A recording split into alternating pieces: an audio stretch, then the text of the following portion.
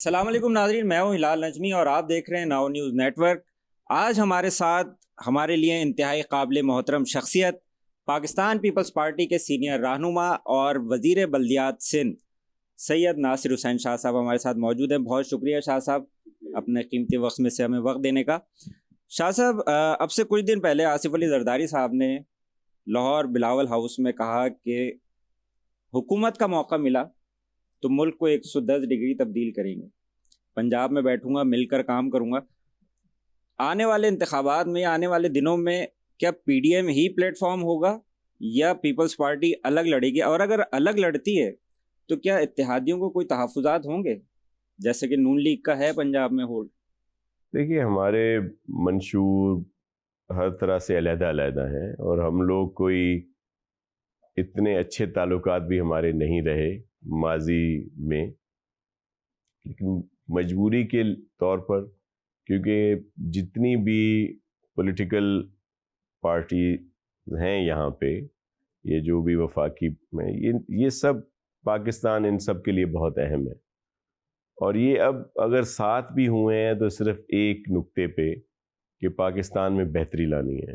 جب سب نے دیکھا کہ یہ جو پی ٹی آئی کی حکومت تھی، جس کو جس طریقے سے بھی لایا گیا اور ان کی جو کارکردگی تھی، اس کی وجہ سے ملک کی معیشت جو ہے وہ تباہ ہو رہی تھی، بین الاقوامی طور پر ہم تنہا ہو رہے تھے، انتظامی نظام ایک طرح سے ختم ہو کے رہ گیا تھا، اخلاقیات بھی آپ نے دیکھ لی کہ جو نئے طریقہ کار سیاست میں انہوں نے انٹروڈیوس کرائے، تو پھر اس وجہ سے ایک ہی پوائنٹ پہ یہ سب اکٹھے ہوئے کہ ملک کی بہتری کے لیے ان نااہلوں سے جان چھڑانی ہے۔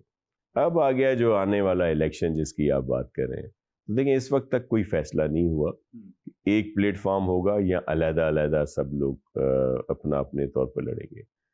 میں سمجھتا ہوں کہ ہر کوئی اپنے اپنے طور پر الیکشن میں آئے گا اور اپنے مینیفیسٹو پہ، اپنی کارکردگی پہ سب لوگ عوام کے پاس جائیں گے، پھر فیصلہ عوام کا ہے کہ وہ جو بھی فیصلہ کرتے ہیں تو اس کو قبول۔ اچھا شاہ صاحب، یہ بلدیاتی انتخابات کا پہلا مرحلہ سندھ میں اس مہینے، ابھی حالیہ دنوں میں، اور اگلے مہینے کراچی میں۔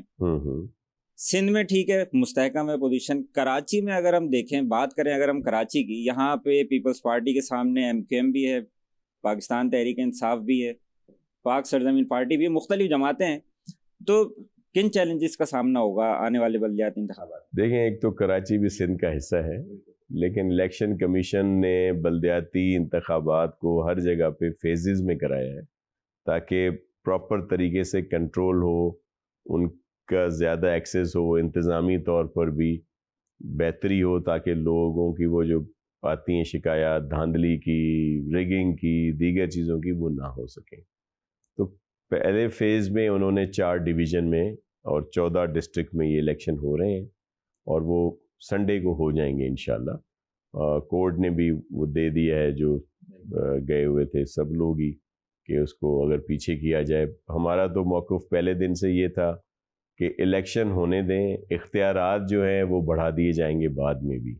کچھ پولیٹیکل پارٹیز کا تھا کہ نہیں، اسٹرکچرل چینج بھی آنی چاہیے، لیکن چلیں اب تو کورٹ کا فیصلہ ہو گیا۔ پہلے فیز کا الیکشن سنڈے کو ہے 26 کو، اور پھر اسی طرح جو دوسرا فیز ہے جس میں حیدرآباد، کراچی اور کچھ علاقے ہیں وہ بھی ہو جائے گا۔ کراچی کے چیلنجز ظاہر ہے کافی ہیں، لیکن پاکستان پیپلز پارٹی نے یہ جو ہمارا رہا ہے ٹینیور، اس پہ بہت سارے ترقیاتی کام کرائے ہیں چیئرمین بلاول بھٹو زرداری صاحب کے ویژن پہ۔ سی ایم سندھ مراد علی شاہ صاحب، ان کی پوری ٹیم، سب اس میں لگے رہے ہیں۔ آپ نے دیکھا ہوگا کہ یہاں پہ بہت سے بائی الیکشن ہم نے جیتے ہیں۔ مثال کے طور پر اگر ہم جیتے نہیں ہیں ہم نے، تو ووٹ ہمارے بڑھے ہیں۔ اگر آپ تناسب کے لحاظ سے دیکھیں، جو ابھی حالیہ بائی الیکشن ہوا 240 والا، اس میں ایم کیو ایم نے وہ جیتا، پہلے بھی ان کی سیٹ وہاں رہی ہے، لیکن جب وہ اس وقت جیتے تھے تو کوئی 60,000 یا 50,000 ووٹ تھے ان کے۔ اس دفعہ ان کے کوئی 10-11 ہزار لے کے وہ جیتے ہیں، اور ہمارے ووٹ تھے उस इलेक्शन में कुछ 7,000 के करीब। इस दफ़ा हमें वो वोट मिला है क्योंकि टर्न आउट बहुत कम था, तो 5,000 और कुछ। अगर इस तनासब को आप देखें तो हमारा वोट इंक्रीज़ हुआ है, दीगर लोगों के अगर आप परसेंटेज निकालते हैं तो उनके बहुत कम हुए हैं।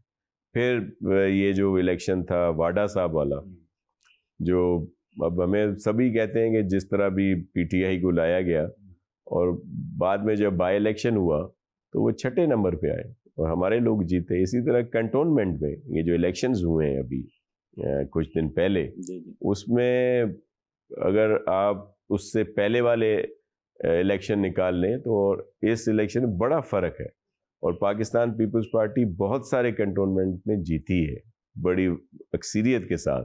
तो हम बहुत पुरुमीद हैं कि इस दफ़ा के बल्दियाती इंतखाबात में मेयर कराची जो है इंशाल्लाह हमारा आएगा। ठीक है। NA 245 में भी जो डॉक्टर आमिर लियाकत की जो सीट खाली हुई है उसमें भी देख रहे हैं टफ मुकाबला हो रहा है। जी बिल्कुल, वहाँ पे मुकाबला है, टफ मुकाबला है, लेकिन आप देखेंगे कि रिज़ल्ट आपके सामने आएगा और हम बहुत पुरुमीद हैं कि वहाँ पे हमारे कैंडिडेट जीते। अच्छा शाह साहब, एक बड़ा अहम सवाल है कराची में जो गैर कानूनी तामीरात के हवाले से, जैसा कि आपके पास कलमदान भी है, हम बात करें कि लाख पाबंदियों के बावजूद, इदारों के स्ट्रक्चर में तब्दीलियों के बावजूद गैर कानूनी तामीरात रुक नहीं रही। आप क्या समझते हैं कि ये जो स्ट्रक्चर में तब्दीलियां या उखाड़ पिछाड़ इदारों में किस हद तक फ़ायदेमंद हो रही हैं और या हो भी पाएंगी या नहीं? देखें, ये चीज़ें इसीलिए की जाती हैं कि जो पुराना एक तरीक़ेकार है वो कामयाब नहीं होता और फिर आप सही कह रहे हैं कि गैर कानूनी तामीरात का एक बहुत बड़ा सिलसिला शुरू होता रहा है। यहाँ पे एक्शन भी हुए हैं लेकिन उसके बावजूद ये इश्यूज़ रहे हैं। तो काफ़ी दिनों से अभी कुछ जो हम सब ने नए तरीक़ेकार जो है उनको इंट्रोड्यूस किया है कि डिस्ट्रिक्ट वाइज कमेटीज़ बनाई हैं और फिर उनको एम्पावर किया है। फिर एक बड़ा इशू ये होता था कि जो मिसाल अगर कहीं पे एक्शन करना है तो सिविल बिल्डिंग कंट्रोल अथॉरिटी के पास इतने मैन पावर नहीं था, अब उनको आउटसोर्स कर दिया गया है कि अगर कहीं पे भी वो कहें तो एकदम 100 जगहों पर भी वो काम कर सकते हैं। उन्होंने वो आउटसोर्स किया है और भी उन लोगों की जिम्मेदारी है कि वहाँ पे मशीनरी, इक्विपमेंट्स और मैन पावर जो है वो वहाँ पे प्रोवाइड करें। तो ये इशू है ज़रूर, लेकिन अब इस पे काबू किसी हद तक कर चुके हैं और ये कुछ अरसे में कोई 2-2.5 हज़ार के करीब जो गैर कानूनी तामीरात हुई थी उनको गिराया भी जा चुका है। अगर हम ये देख रहे हैं इंफ्रास्ट्रक्चर भी इसकी वजह से बड़ा मुतासर हो रहा है, तो जो मुतासर हो चुका है अब तक उसको दोबारा कुछ सही करने के लिए, बहाल करने के लिए कोई इक़दाम? देखें, पाकिस्तान पीपल्स पार्टी कभी भी किसी को बेघर नहीं करना चाहती। मिसाल के तौर पर आपने देखा होगा नस्ला टावर का इशू हुआ, अब उसमें इर्रेगुलरिटी 10-15% थी या 20% थी, तो उसको तो रेक्टिफाई किया जा सकता था, लेकिन इतने सारे लोगों को बेघर या जो भी फैसले थे, हम अदालती फैसलों का एहतराम करते हैं, लेकिन आपने देखा कि पाकिस्तान पीपल्स पार्टी ने असेंबली में पास कराया कि ये, लेकिन उस वक्त गवर्नर साहब जो थे उन्होंने उसको पास नहीं किया और इसी असना में वो पूरी बिल्डिंग गिरा दी गई। नहीं तो उसका जो इरेगुलरिटी थी उस हिस्से को डिसमेंटल किया जा सकता था और कुछ और करके कानून साजी करके रेगुलराइज किया जा सकता था। अब जो लोग, जो फैमिलियां जहाँ रहती हैं वहाँ पे हमें इशू ज़रूर है, हम किसी को बेघर नहीं करना चाहते। अगर उनको वाकई बहुत ज़रूरी है वहाँ से उठाना तो फिर उनको कहीं मुतबादिल हम लोग मुहैया करके। ठीक है, बहुत शुक्रिया शाह साहब। नाज़रीन, हमारे साथ वज़ीर बल्दियात सिंध नासिर हुसैन शाह साहब मौजूद थे।